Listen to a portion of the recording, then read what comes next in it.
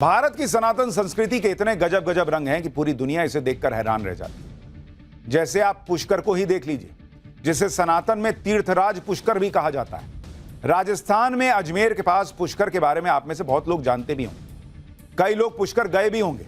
पुष्कर को भगवान ब्रह्मा की नगरी भी माना जाता है और यहां हर साल जो मेला लगता है, उस पुष्कर मेले का नाम तो दुनिया भर में। पुष्कर में विश्व प्रसिद्ध पशु मेले की शुरुआत हो चुकी है। 7 दिनों तक चलने वाले इस मेले में देश विदेश से लोग पहुंच रहे हैं। लेकिन पुष्कर का मेला सिर्फ एक पशु मेला नहीं है बॉस, सनातन की समृद्ध संस्कृति और गौरवशाली इतिहास का प्रतीक भी। हर साल की तरह इस बार भी पुष्कर पशु मेले में मर्सिडीज और फरारी से महंगे करोड़ों के जानवरों की धूम मची हुई है। कुछ की कीमत तो इतनी ज्यादा है कि उनकी कीमत में फार्म हाउस से लेकर 2 दर्जन लग्जरी गाड़ियां आ जाएंगी बॉस। आप देखिए, पुष्कर मेले में भाई 23 करोड़ का अनमोल भैंसा है। 23 करोड़ का। 15 करोड़ का घोड़ा शाहबाज भी पहुंचा हुआ है। वहीं हैरान करने वाला 24 इंच का घोड़ा भी वहां मौजूद है और दुनिया की सबसे छोटी 16 इंच की गाय भी है। आज पाठशाला में पुष्कर मेले में शो स्टॉपर बने करोड़ों के भैंसों से लेकर घोड़ों तक सबके बारे में आपको बताऊंगा कि भाई 25 करोड़ 23 करोड़ का भैंसा क्यों बिक रहा है, 15 करोड़ का घोड़ा क्यों है भाई, कि 16 इंच की गाय कहां से आ गई। पुष्कर से जुड़े सनातन के इतिहास का चैप्टर भी आपको दिखाऊंगा। पुष्कर मेले में सबसे ज्यादा चर्चा अनमोल नाम के भैंसे की हो रही। हरियाणा के सिरसा से यह भैंसा पुष्कर पशु मेले में पहुंचा है और भैंसे की उम्र 8 साल है। भैंसे के मालिक का दावा है कि 8 साल का अनमोल ब्रीडिंग के जरिए अब तक 150 भैंसे इसके जरिए तैयार हो चुकी है। भैंसे के मालिक का कहना है कि पिछले बार के मेले में ही उनके इस भैंसे के लिए 23 करोड़ रुपए तक की बोली लग चुकी थी, लेकिन वो इसे बेचने के इरादे से नहीं लाए हैं। उनका मकसद मुर्रा नस्ल के इस भैंसे की ब्रीडिंग को बढ़ावा देना है, जिससे होने वाली भैंस कम से कम 25 किलो दूध तो एक बार में देती ही देती। इस 23 करोड़ के भैंसे पर लोग कमेंट कर रहे हैं कि इसकी कीमत में तो 2 दर्जन लग्जरी गाड़ी आ जाएगी बॉस। 23 करोड़ के इस भैंसे को पालना भी हर किसी के बूते की बात नहीं है। इस भैंसे का वजन 1500 किलो है। भैंसे की डाइट में उसे दूध, देसी घी और सूखे मेवे मिलते हैं। हर रोज भैंसे को 250 ग्राम बादाम, 4 किलो अनार, 30 केले, 5 लीटर दूध और 20 अंडे खिलाए जाते हैं। इसके अलावा मक्के, फली और हरा चारा भी इसको खिलाया जाता है। उसकी रोजाना देखभाल पर करीब 1500 रुपए यानी हर महीने 45,000 रुपए का खर्चा आता है सिर्फ खिलाने पिलाने। भैंसे के मालिक का दावा है कि ब्रीडिंग के जरिए उनका अनमोल हर महीने 8 लाख रुपए कमा लेता है। इसलिए उसकी देखरेख के लिए 2 लोग हमेशा उसके साथ रहते हैं, जिसकी उन्हें अलग से सैलरी दी जाती है। तो 23 करोड़ का भैंसा है बॉस, तो उसका हिसाब किताब भी थोड़ा वैसे ही रखना पड़ेगा ना। पुष्कर मेले में एक से बढ़कर एक ब्रीड के घोड़े भी सुर्खियां बटोर रहे हैं। पाकिस्तान के पीएम शहबाज शरीफ ने भले ही दुनिया भर में कटोरा लेकर घूमने वाली इमेज बना ली, लेकिन पुष्कर मेले में पहुंचा शाहबाज सबका लाडला बना हुआ है। चंडीगढ़ से पहुंचा शाहबाज एक मारवाड़ी नस्ल का घोड़ा है, जिसे देखने के लिए जबरदस्त भीड़ उमड़ रही। काले चमकदार रंग के रॉयल चाल और शाही अदाओं के चलते इस घोड़े को दूसरे घोड़ों से बिल्कुल अलग देखा जा रहा है। लोग इसे भारत का सबसे हैंडसम घोड़ा और घोड़ों के राजा जैसा नाम दे रहे हैं। शहबाज की कीमत 15 करोड़ रुपए रखी गई है। घोड़े के मालिक का दावा है कि अब तक उन्हें शहबाज के लिए 9 करोड़ का ऑफर मिल भी चुका है। 2.5 साल का यह घोड़ा अब तक कई रेस जीतकर अपना लोहा मनवा चुका है। इस घोड़े की ऊंचाई 65.5 इंच यानी करीब 5.5 फीट के करीब है। पशु मेले में बादल नाम का एक घोड़ा भी पहुंचा हुआ है, जिसकी कीमत करीब 11 करोड़ रुपए। ये देखिए बादल। घोड़े के मालिक का दावा है कि बादल अब तक 300 घोड़ों का पिता बन चुका है और इसकी उम्र 5 साल है। बादल तीसरी बार पुष्कर के मेले में पहुंचा हुआ है। पुष्कर मेले में पहुंचे करोड़ों के इन घोड़ों की शान का अंदाजा इस बात से लगाया जा सकता है कि इनके आने जाने और इन्हें ले जाने के लिए भी एसी वैन तैयार की गई। देख रहे हैं कैसे इनको सजा के रखा गया है। एक तरफ पुष्कर मेले में करोड़ों के घोड़े सुर्खियां बटोर रहे हैं, भैंसे सुर्खियां बटोर रहे हैं। दूसरी तरफ दुनिया की सबसे छोटी नस्ल के घोड़े भी सबको हैरान कर रहे हैं। ये देखिए, इन घोड़ों की ऊंचाई सिर्फ 24 से 30 इंच है। इन घोड़ों के देखने के लिए भी लोगों की भीड़ जुट रही है। हालांकि ये घोड़े बिक्री के लिए नहीं है, सिर्फ प्रदर्शनी के लिए लाए गए हैं। ये घोड़े शेटलैंड पोनी नस्ल के हैं, जो स्कॉटलैंड के उत्तर में मौजूद शेटलैंड द्वीप में एक नस्ल है। इन घोड़ों का वजन 200 किलो तक पहुंच सकता है। 10 साल से कम उम्र के बच्चे इन पर सवारी भी कर सकते हैं। पुष्कर मेले में 16 इंच की गाय की भी खूब चर्चा हो रही है। मेले में पुंगनूर, बिदूर और मिनी माउस जैसी छोटी नस्ल की गाय पहुंची, जिनकी ऊंचाई महज 16 इंच से लेकर 34 इंच है। इन गायों की ऊंचाई भले ही कम हो, लेकिन इनकी मासूमियत और खूबसूरती सबका दिल जीत रही। देखिए, पुष्कर मेले में जानवरों के लिए डांस के कंपटीशन भी रखे गए। इस घोड़ी को देखिए, इसका नाम काजल है, जो ढोल नगाड़ों की थाप पर डांस करती नजर आ रही है। काजल के मालिक का दावा है कि उन्हें अब तक इस घोड़ी के लिए 1 करोड़ रुपए का ऑफर मिल चुका है। घोड़ी ही नहीं, डांस करने वाला ऊंट भी पुष्कर मेले में छाया हुआ है। यह ऊंट मुंह में जलती हुई मशाल लेकर खाट के ऊपर चढ़कर डांस का हुनर दिखा रहा है। ये देखिए, एक से एक चीजें हैं बॉस। पुष्कर मेले में जहां जानवरों की कीमत के नए नए रिकॉर्ड बन रहे हैं, वहीं पुष्कर मेले को नई पहचान देने में जुटी राजस्थान सरकार ने भी नया रिकॉर्ड बनाया। कल पुष्कर मेले के उद्घाटन के मौके पर देश विदेश के 121 कलाकारों ने एक साथ नगाड़ों पर थाप, जो पुष्कर मेले के इतिहास में पहली बार हुआ। राजस्थान की डिप्टी सीएम दिया कुमारी ने भी नगाड़ों पर हाथ आजमाया।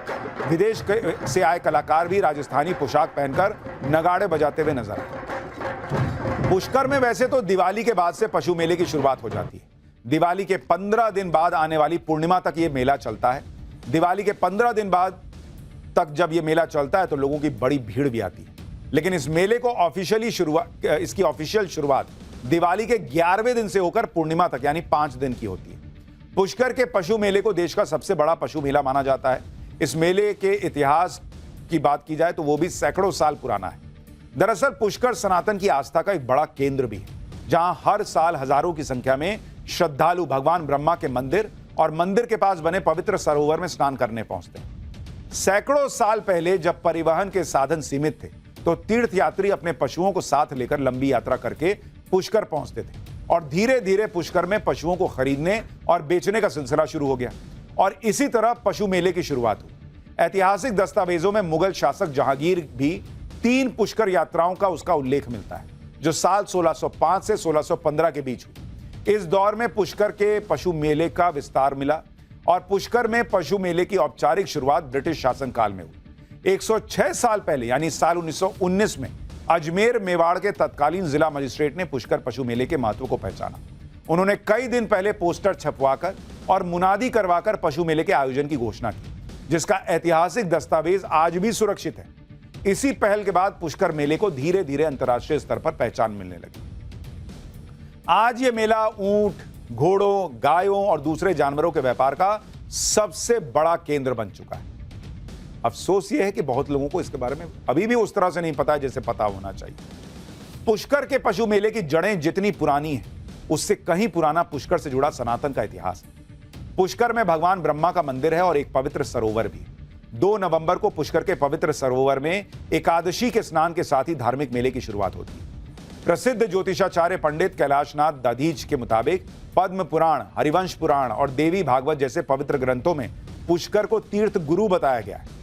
पौराणिक कथाओं के मुताबिक धरती पर सृष्टि की रचना की शुरुआत के वक्त भगवान ब्रह्मा ने सबसे पहले पुष्कर में सरोवर की स्थापना की।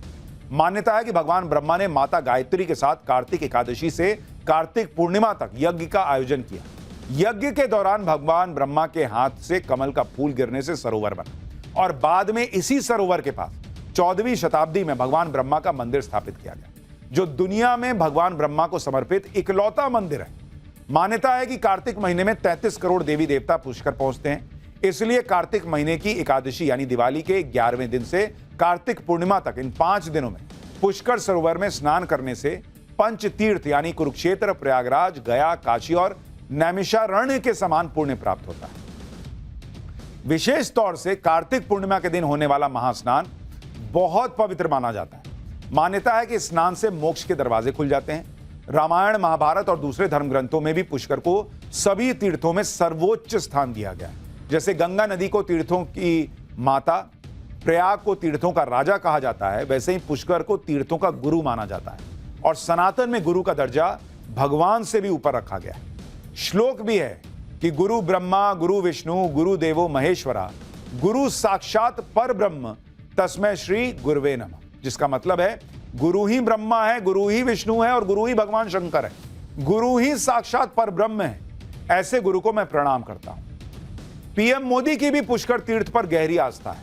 पीएम मोदी पुष्कर के ब्रह्मा मंदिर में विधि विधान से पूजा कर चुके हैं। ये उसकी तस्वीर याद दिला रहा हूं आपको। तो ये पुष्कर मेला भी अपने आप में अद्भुत है बॉस। और पाठशाला में अब अगली क्लास, जिसमें आज आपको दिखाऊंगा भारत अमेरिका में कौन सी बड़ी डील हो गई कि ट्रंप के धोखे से शहबाज मुनीर की नींद उड़ गई। पाकिस्तान ने नरेंद्र मोदी से बचने के लिए हाथ पैर तो बहुत मारे, बहुत कोशिश की कि ट्रंप की चापलूसी करके, तलवे चाट के किसी तरीके से पाकिस्तान जो है वो बच जाए। और मोदी से बचने के लिए असीम मुनीर और शहबाज शरीफ तो ट्रंप के पैरों में जाके बैठ गए थे। बैठ क्या गए थे, लेट ही गए थे। यहां तक कि पाकिस्तान में ही लोग कहने लगे थे कि मुनीर और शहबाज तो जैसे ट्रंप की गुलामी करने लग गए। लेकिन मुनीर और शहबाज की सारी चापलूसी धरी की धरी रह गई, क्योंकि आप देखिए कि इस समय पाकिस्तान की क्या हालत हो गई, कैसे वो किनारे लगता जा रहा है। भारत अमेरिका के बीच बड़ी डील हो गई है। इस डील से पाकिस्तान में हड़कंप मच गया है। मोदी के एक फैसले से मुनीर का खेल कैसे खत्म हो रहा है, यह सवाल उठ रहा है। उधर ट्रंप ने पाकिस्तान को मैसेज दे दिया है, इधर तालिबान भी लगातार धमकी दे रहा है। जो भारत ने किया वही तालिबान करने वाला है, ऐसा कहा जा रहा है। मुनीर और शहबाज इतने दिनों से जो खेल कर रहे थे, वो खेल नरेंद्र मोदी ने एक झटके में कैसे खत्म किया। कैसे इधर मोदी ने अमेरिका के साथ बड़ी डिफेंस डील की, कैसे उधर तालिबान से पिट कर पाकिस्तान का कचूमर बना हुआ है, ये सब आज आपको डिटेल में बताऊंगा। पाकिस्तान पिछले कुछ महीने से अमेरिका के दम पर फूल रहा था। मुनीर को लग रहा था कि चापलूसी की है तो ट्रंप सेट हो गए हैं, उसके बाद अब भारत तो कुछ बिगाड़ नहीं पाएगा। लेकिन इधर नरेंद्र मोदी ने अलग ही खेल कर दिया। जिस अमेरिका के भरोसे पाकिस्तान बैठा था, उसने भारत से बड़ी डिफेंस डील कर ली। मलेशिया से आज ऐसी तस्वीरें आई हैं जो पाकिस्तान को चैन से सोने नहीं देंगी। मलेशिया में भारत और अमेरिका के रक्षा मंत्री मिले। रक्षा मंत्री राजनाथ सिंह और अमेरिका के रक्षा मंत्री पीट हेग्सेथ ने बड़ी डिफेंस डील साइन की। मलेशिया में आसियान देशों के रक्षा मंत्रियों की बैठक चल रही थी। इसी में भारत और अमेरिका ने अपनी डिफेंस डील कर ली। 10 साल का डिफेंस फ्रेमवर्क भी तैयार हो गया है। भारत और अमेरिका के बीच जो डिफेंस डील हुई है, उसके बारे में आपको डिटेल से बताता हूं। भारत और अमेरिका एक दूसरे से सूचनाएं साझा करेंगे, एक दूसरे को तकनीकी सहयोग देंगे। डील का मकसद क्षेत्रीय स्थिरता बनाए रखना है, एक दूसरे से सैन्य सहयोग को बढ़ाना है। यह डिफेंस फ्रेमवर्क 10 साल के लिए बनाया गया है। यानी भारत और अमेरिका मिलकर काम करेंगे डिफेंस के क्षेत्र में। यह आज साइन हो गया। राजनाथ सिंह ने डील पर साइन करने के बाद कहा कि इस डील से भारत और अमेरिका के संबंध और मजबूत होंगे। एक बार राजनाथ सिंह को सुनिए, फिर आपको बताता हूं कि पाकिस्तान का क्या नुकसान है इससे। आपसे 3 बार टेलीफोनिक वार्ता हमारी हो चुकी है और जब आपसे एडीएम के गाइडलाइंस पर व्यक्तिगत रूप से मिलकर मुझे बेहद खुशी हुई है।